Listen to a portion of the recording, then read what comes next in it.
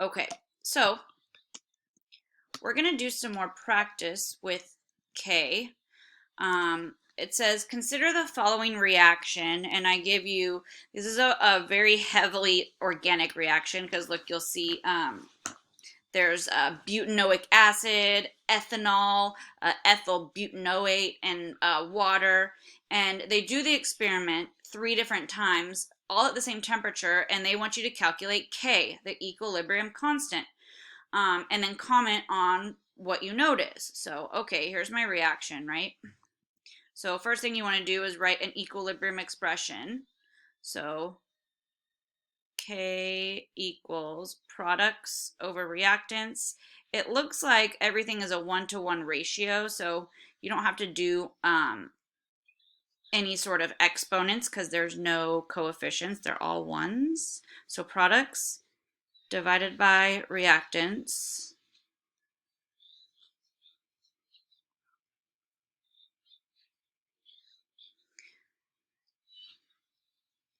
And then again, they just did the experiment 3 different times. Now, remember the brackets mean concentration, and concentration means molarity, like moles per liter. If you notice in this chart, they only give you moles, which really just means you assume the liters are constant. So you're just going to straight plug the moles in there, meaning the size of the container is the same for all of them. So this guy, this methyl or ethyl butanoate is 20, right? In experiment 1. Water is 20 in experiment 1. Butanoic acid is 10.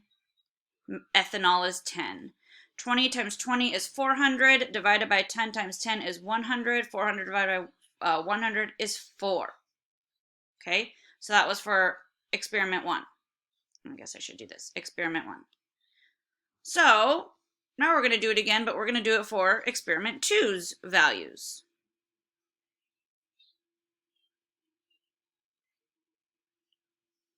So the ethyl butanoate is 10, the water is 40, the butanoic acid is 5, and the ethanol is 20. So I just used all of experiment 2's data right here. 40 times 10 is 400, 20 times 5 is 100, so the answer is 4 again. The constant didn't change, even though the amounts were different. Let's do it for experiment number 3.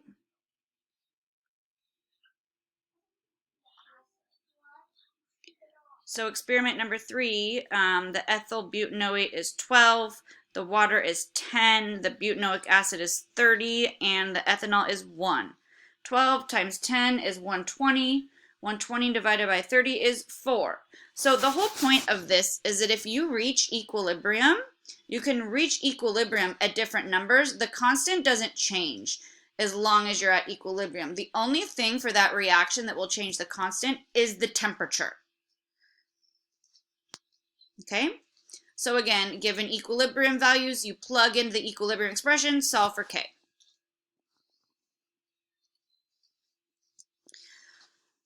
So now what we're going to do is we're going to work with ice charts again. Yes, they are back.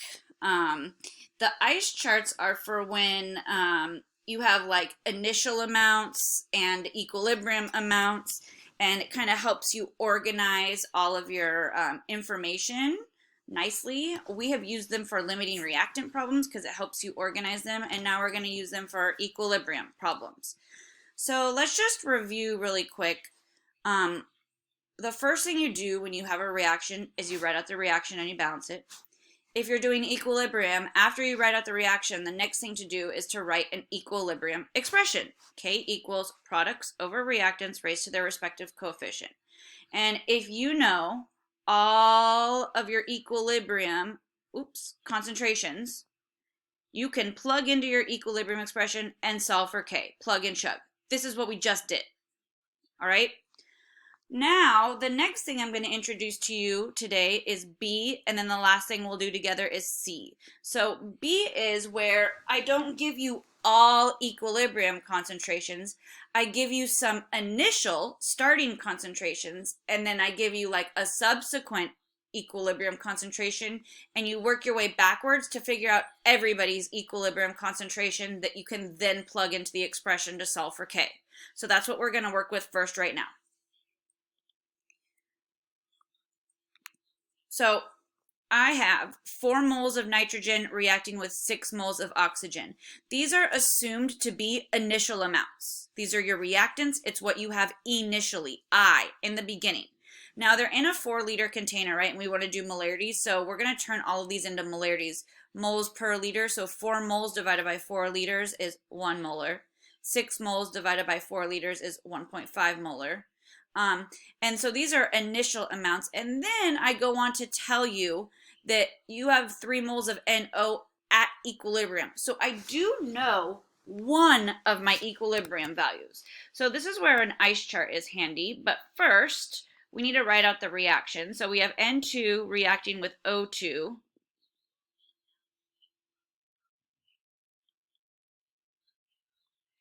In equilibrium with NO. And that's the balance. So there's my reaction. That's step 1. Step 2, write the expression. K equals products O raised to the respective coefficients divided by reactants. Okay. Now, until now, you were given this guy and this guy and this guy, and we plugged and chugged and solved for K.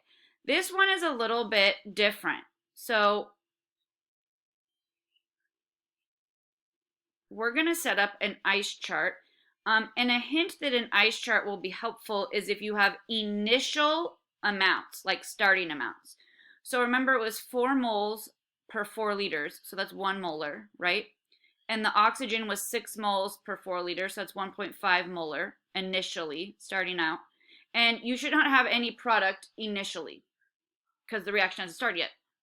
Now they gave you one more piece of information. They said at equilibrium, that's here, right? E down here, this row down here. At equilibrium, you had 3 moles of NO. Well, 3 moles divided by 4 liters is 0.75. 3 divided by 4, right? Molar. So we're going to use this number to work our way backwards to figure out all of these guys' equilibrium values. Why can't I plug this and this into here? Because they're not equilibrium values, they're initial values. And this is an equilibrium expression, and so you can only plug equilibrium values into it. So how does this work? Remember that your change row, this row right here,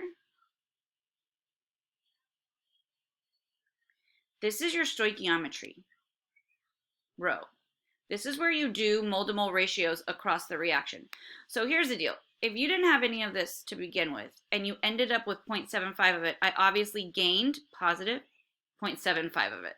That's the only way to do that. So the I row and the C row combine. This row and this row combine to make your equilibrium row. Well, you will use this change number. If you know how much of this was produced, you can do stoichiometry to go backwards to figure out how much of these reacted. Some of you can eyeball this. I'll show you it eyeballing, and then I'll show you it mathematically. This is a 2-to-1 ratio. So this number, whatever you have right here, should be double whatever number you have right here. Or you could look at it the opposite way. This number should be half of what this number is. But mathematically, this is what you're doing. You're saying 0.75 molar of NO was produced. For every 2 moles of NO produced, 1 mole of O2 react, because this is a 2-to-1 ratio. So again, this ends up being what? 0.375 right here.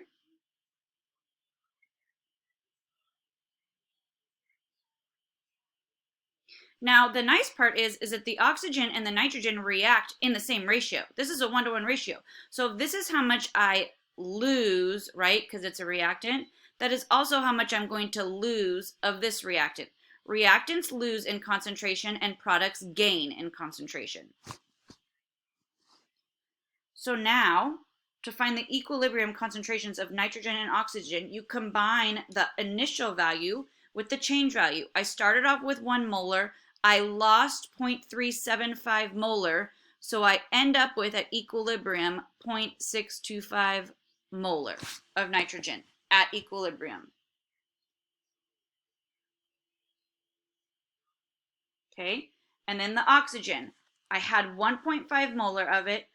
It lost, or 0.375 of it was consumed. So 1.125 is left at equilibrium. Now that I have all of my equilibrium values, I take and I plug them in to my equilibrium expression. So the NO is 0.75.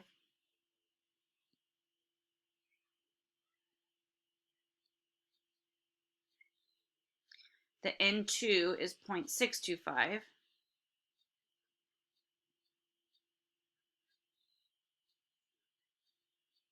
And the O2 is 1.125.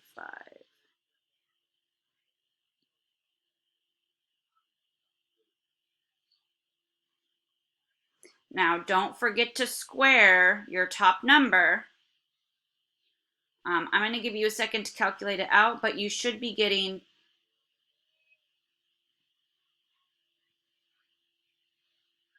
0.8. So this is technically considered like K less than 1, right? So small. So this reaction at equilibrium tends to be favoring the reactant sign, right? Again, K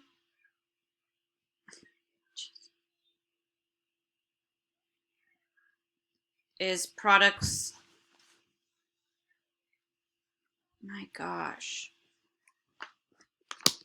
I'm going to unplug this and plug it back in. Products over reactants. So a small K would represent higher concentrations of reactants at equilibrium than of products. All right.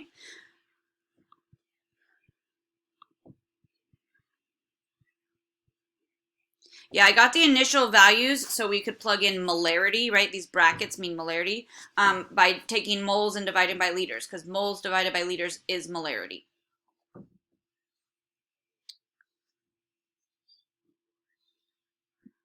All right. So let's try another one. So this one says calculations when initial and equilibrium values are given. So this is the same kind of problem. So go ahead and read it over. Give me 1 second. I need to get my charger.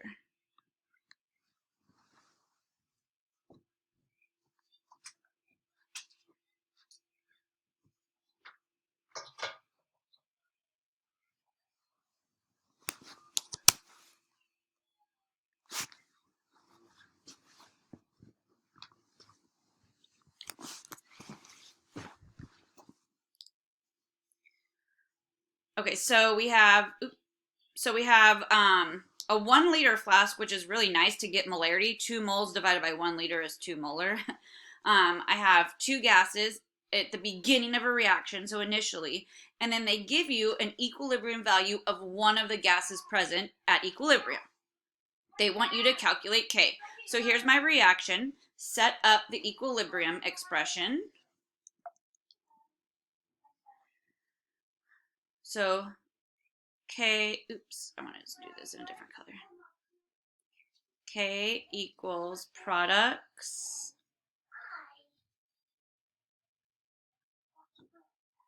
over reactants. And everything is 1 to 1 to 1, so that's really nice, right? So let's set up an ice chart. Why? Because I have initial values and I also have one equilibrium value. So 2 moles divided by 1 molar is 2 molar. 2 moles divided by 1 molar is 2, or 1 liter is 2 molar.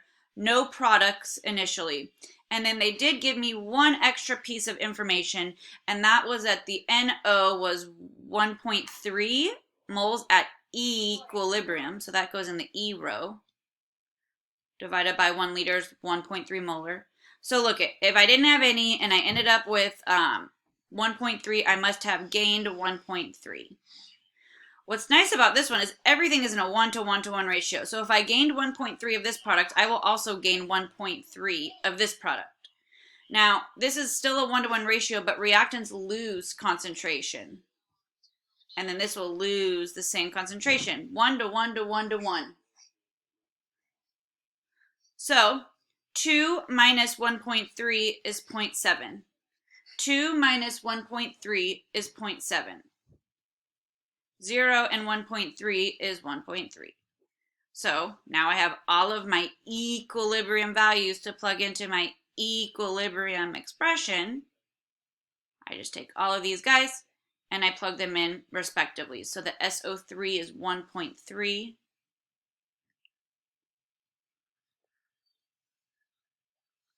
And the NO is also 1.3. And the SO2 is 0.7.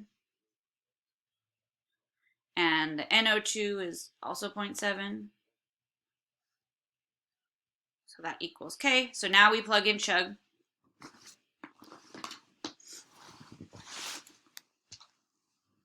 All right, and I'll give you a second to calculate that out. I think this is the answer.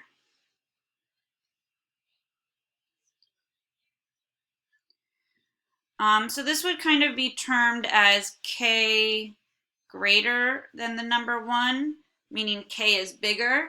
A larger value for K, the reaction is favoring the products. There are more products at equilibrium than there are reactants.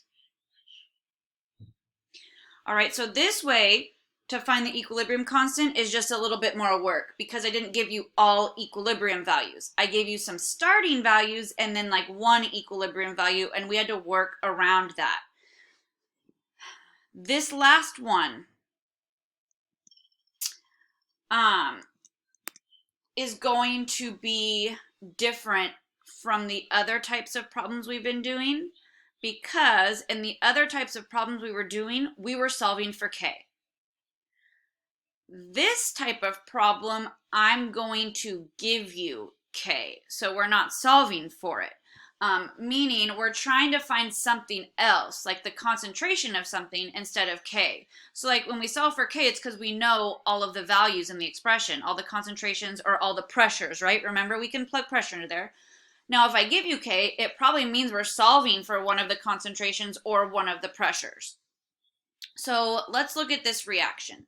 It says, what is the hydrogen ion concentration? And I give you 0.1 molar HF. So this is my initial concentration of HF. And I also give you K. So first things first, let's set up the reaction is written for you. It's HF. Remember, it's a weak acid, and weak acids go to equilibrium because they only ionize a little bit. So let's write out the expression. So it's K equals products, and everything is aqueous, so I get to include everything, over reactants. And everything was 1 to 1 to 1, so this is it. And again, they call this Ka because HF is an acid. And I actually know this number. It's 3.5 times 10 to the negative 4th. All right?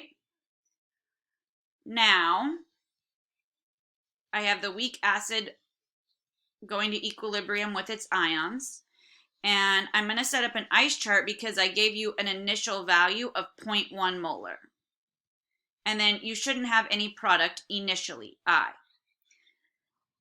So the issue with this compared to all of the other ones is in the other ones, you either had all the equilibrium values off the bat, or then I gave you like one of the equilibrium values and you could work backwards to figure out what the other guys were using stoichiometry. I don't have any other information here. So because of that, you have to let X equal something. So you pick for your X, you pick a product, and you pick a product that you only have one of.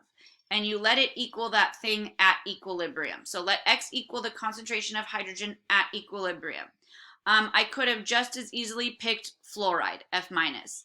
When I say pick the one you only have one of, you pick the one that has a coefficient of 1. So here's what I mean.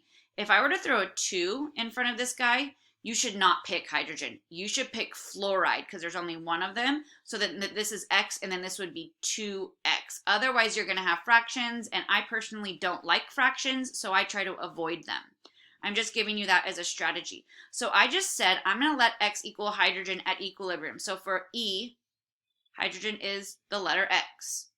So if I have 0 and I ended up with X, I must have gained X, right? Instead of a number now here, we have a variable. Well, this is a 1-to-1 ratio. So if I gain X here, I gain X here. So I end up with X. 0 and X is X.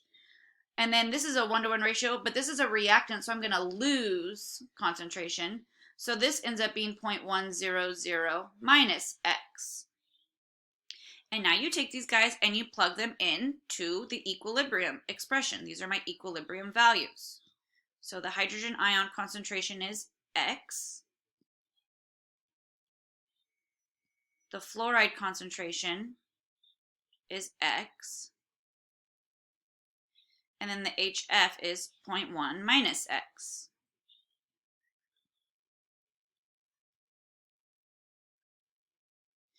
Now, you can see up top this is going to be X squared, right? X times X is X squared, so I'm just going to rewrite that.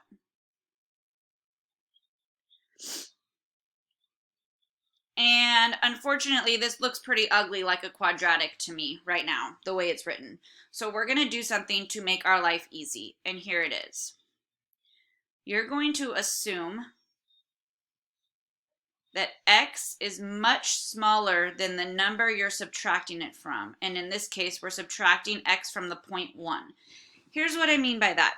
Grab your calculator right now if you have it. Grab it. Type in 0.1. And then hit minus. And then I'm going to make up a really small number because this is what I'm assuming. I'm assuming X is really, really small. That's what I'm saying. So put in 0.1 minus 0.000001. I think I said 4 zeros and a 1. 0.00001. And you're going to get 0.099999, which is in essence 0.1, right? If you had to round it. So what this allows me to do is basically I'm saying X is so small that if I subtract it from this number, it won't really change this number by that much. So because of that, I can get rid of it. Now I can solve for X very easily without the quadratic. This assumption that X will always be small will always work in this class. It won't always work when you get to college, but it will always work for the sake of this class. So how do I solve for X? I multiply both sides by 0.1. That gets rid of it down here. And then I take the square root. And my X ends up being, I'll wait for you guys to do it.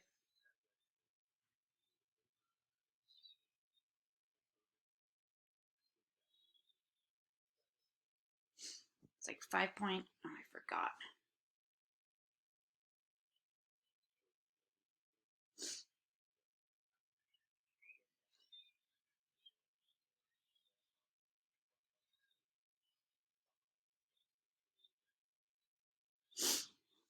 So 5.9 or 5.92 times 10 to the negative 3 is the answer. Well, I picked who I let X be. So that is what the hydrogen ion concentration, that's what I said it was. So hydrogen ion concentration is 5.92 times 10 to the negative 3rd, and concentration is measured in molar. X was also my fluoride ion. So it's the same number.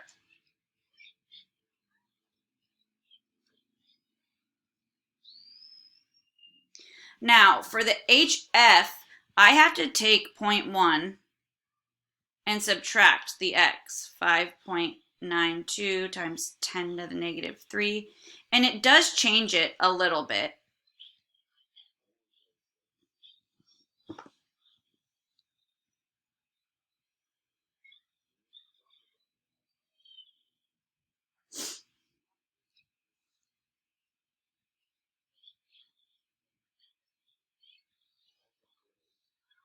.0941 molar.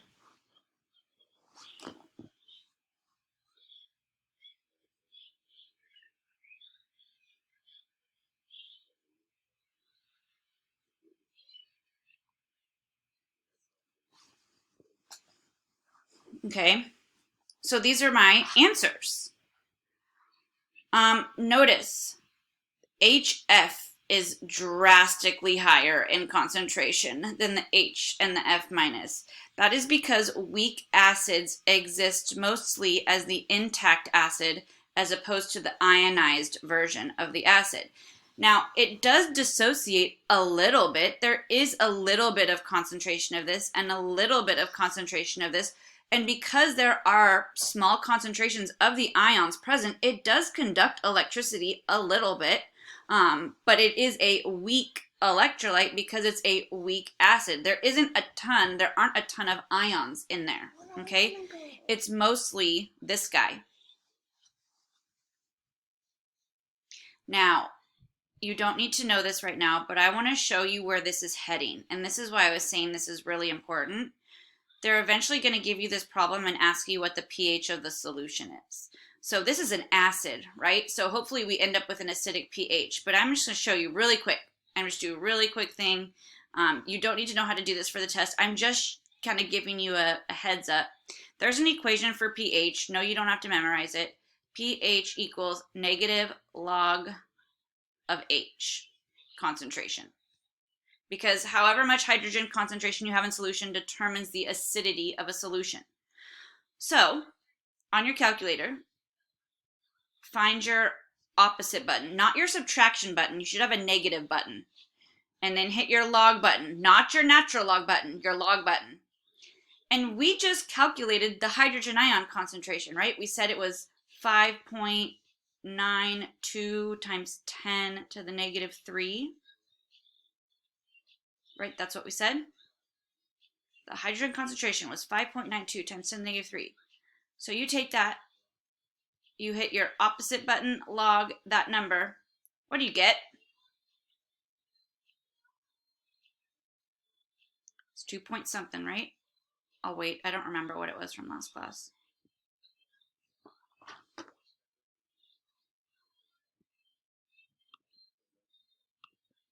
2.23, beautiful. Well, well, well. Does this make sense? Less than 7? I'll do this. If you're lower than 7 pH, you're considered acidic, right? This should make sense. This is an acidic pH because this is the problem for an acid. It's hydrofluoric acid. So it should have an acidic pH. And I'm just showing you this because this is where these problems are going. They're going to start off as ice charts and you're going to end up finding pHs and things like that. And then if I just got the question, if there were solids or liquids present in any of these equilibriums, you don't even put 0. You don't even include them in the expression. They're just not even a part of it. There's no number associated with them. Okay.